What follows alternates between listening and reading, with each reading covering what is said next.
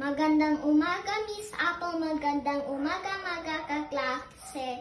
Ang Tagalog, ang pinakamatandang wikang Pilipino. Alam niyo ba na noong taong 1630, inilahathala ni Padre Pedro de San Buenaventura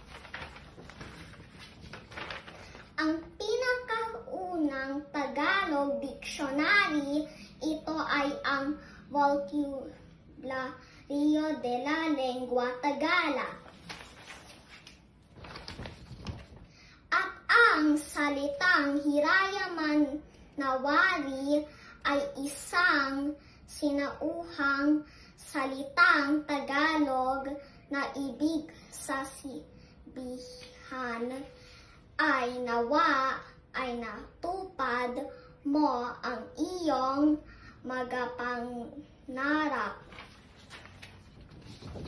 Ating pambansang wika ay na Pilipino ay mahalaga dahil ito ang nagbubukod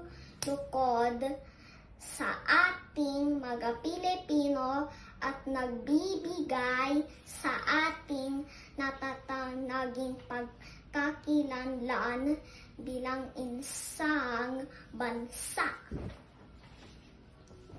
Kuning kaya't dapat natin ito mahalin at ipagmalaki. Salamat po, paalam!